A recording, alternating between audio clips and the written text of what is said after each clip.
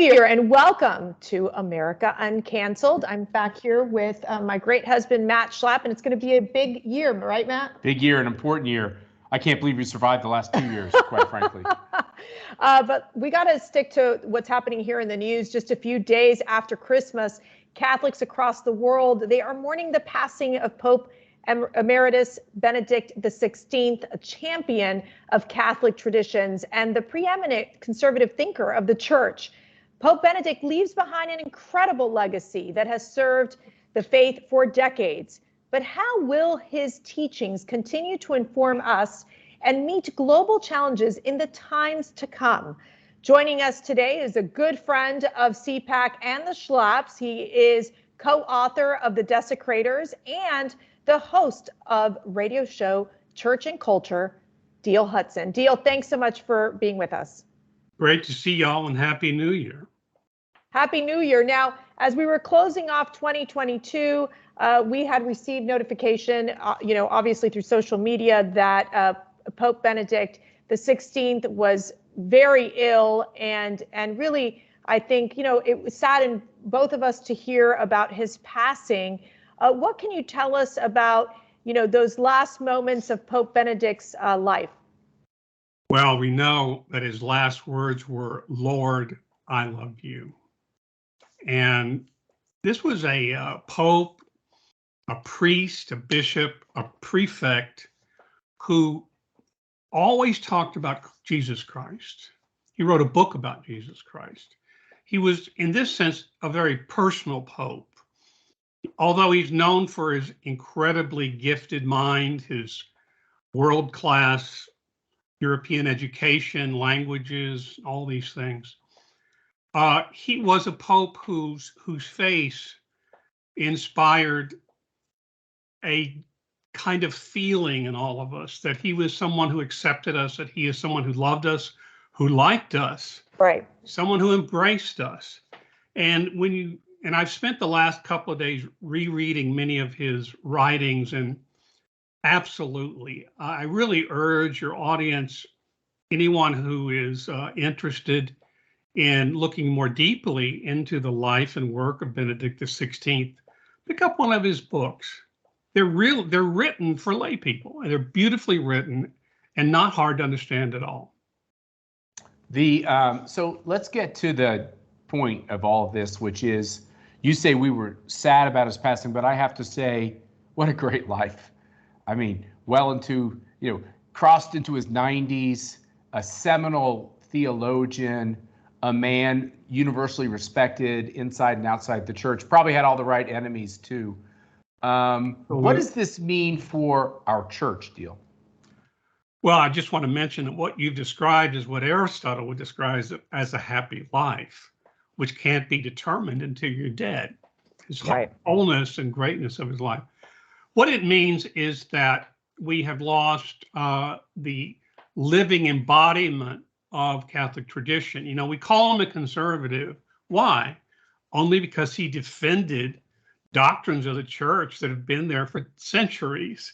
Really not a conservative. I guess you could call him orthodox. In fact, as a young man in 1962, as a theological advisor to Vatican II, he was a liberal. He was a reformist. The guys he hung out with, like Hans Kuhn, who was later disciplined by the very congregation that Ratzinger, that's Joseph Ratzinger, that was his lay name, headed.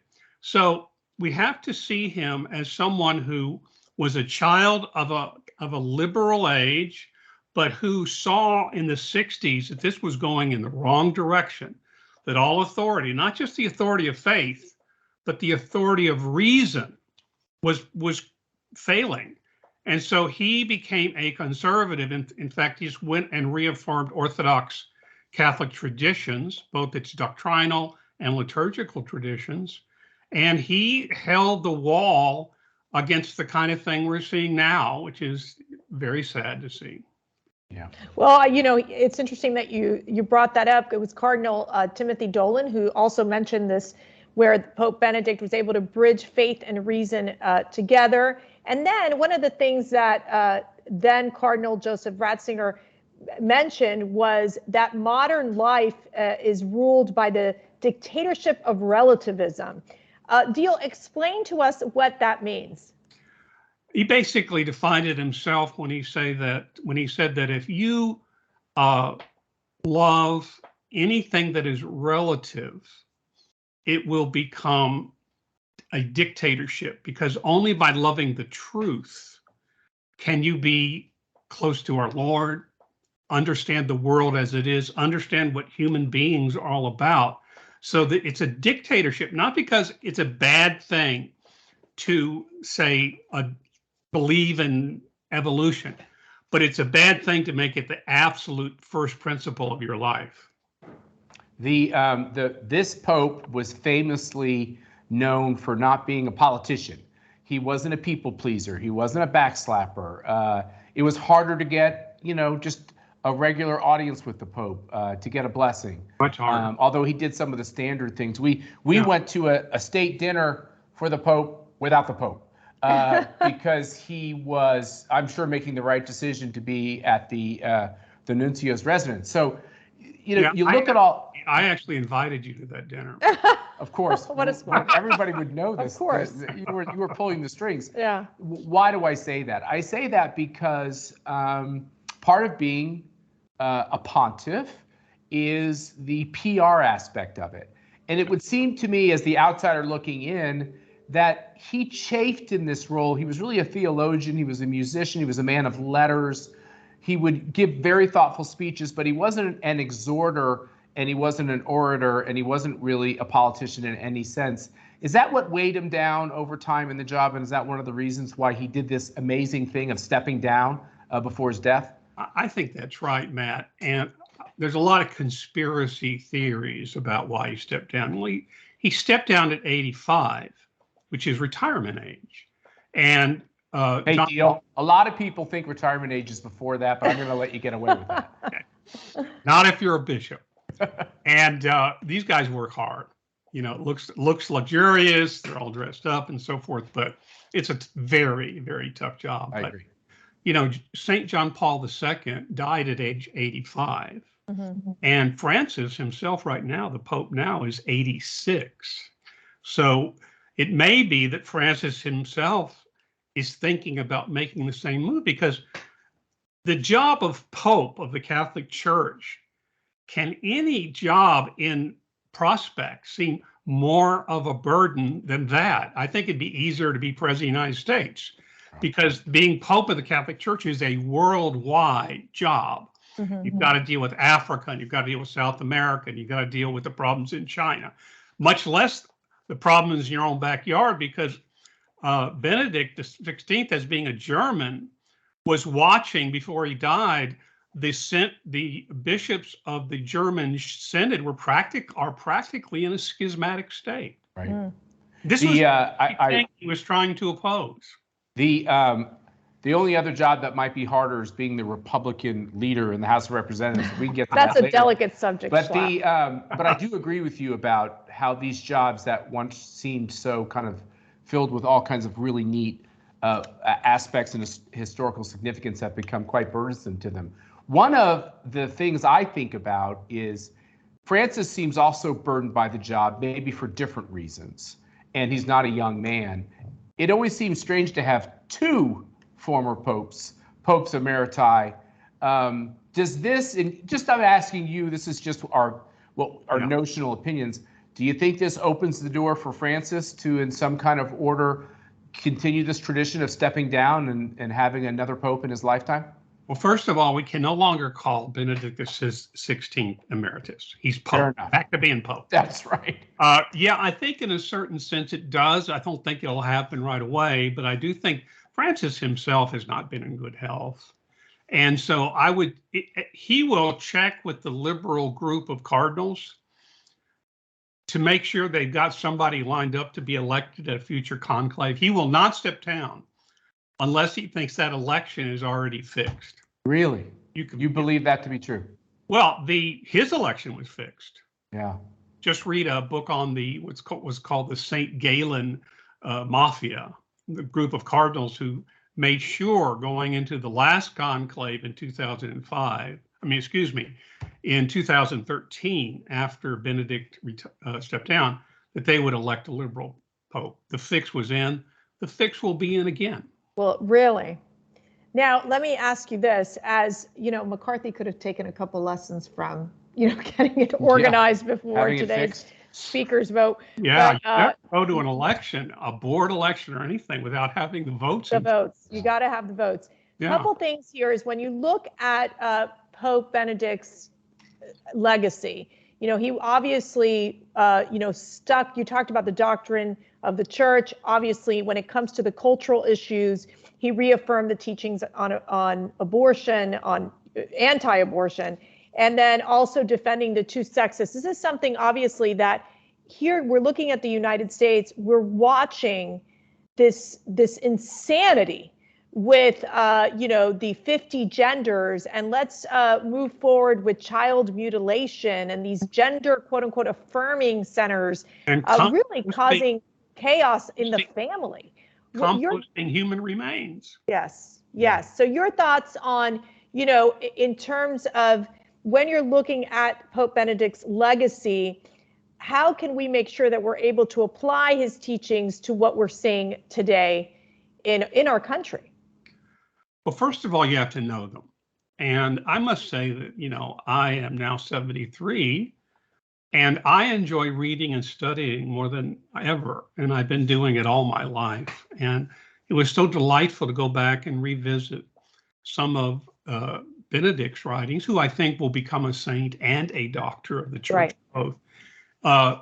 So people have to take the time to look into one of his 3 encyclicals.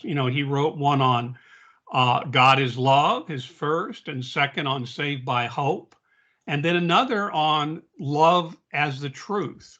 So I think that it's if you want to pay your respects, Benedict XVI, go back and read something that he has written, because it really is quite clearly laid out. He was noted for his lucidity, even though he was a world-class European intellectual.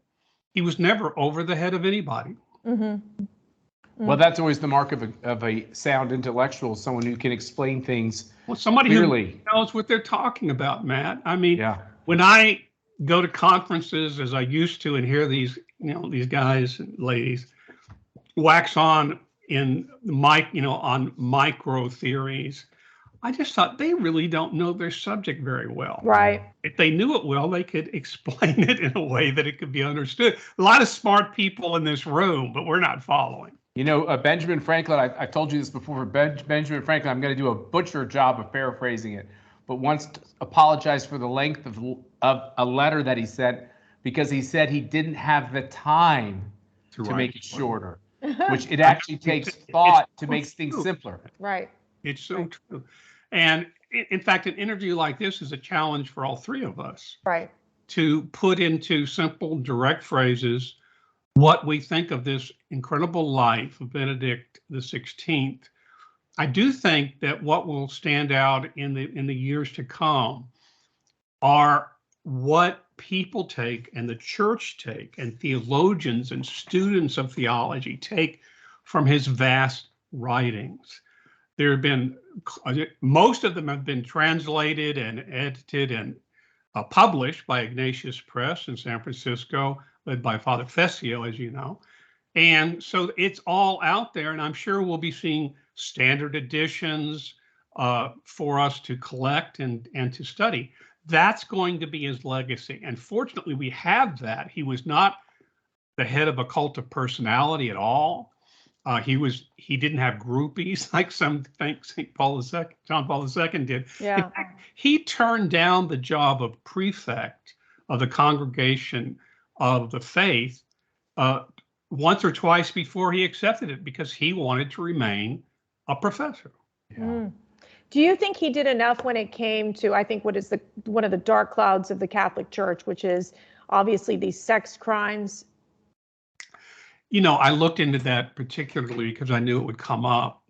And when you look into it, if you start reading about it, you will see numerous people from both sides of the theological and political spectrum saying he's the one that cracked down on it. He's the one that, as prefect, he put forth articles and documents saying how these kinds of things should be handled. He started pushing back against the indifference of so many other bishops and so many other cardinals about this. Right. And so he's really a hero in that story. Even though, they're saying things like he was a member of the Hitler Youth, he was conscripted, as everybody in Germany was, at the age of 14. Yeah. Conscripted into it, just like he was conscripted for a short time into the German army, which he deserted and went back home, only to be put in a prison that was known for its number of prisoners who starved. So he has some background. He drew on a lot of the currents of history, just the way St. John Paul II did in Poland. Right. Well, you're making the mistake of actually explaining history as it occurred instead of trying to bend it for a political purpose deal. So, shame on you. But I know. But as we're into 2023, politically, things are tough in this country. They're tough in a lot of important places around the country. A lot of people aren't following the titles of those encyclicals. They're losing hope. They're forgetting about charity, and they're feeling pretty dark and low. If Pope Benedict was with us right now, what would he do to give us a pep talk on what we need to do to kind of fight back in these culture wars and these obnoxious woke wars? He would say, first of all, abide in the Lord. Say your prayers. And then he would say, all of us share a desire for God, for our Creator. We can take hope in the fact that regardless of what anyone believes, what anybody thinks is the truth, within themselves, they hold a natural desire for the God who created them. They can't escape that. And they can't escape the kind of inner urgings that come up in all of us, this desire for God, for eternal happiness, for perfect happiness. We cannot escape those things. And those things, those urgings, will eventually arise again, and the culture will start coming back to the truth.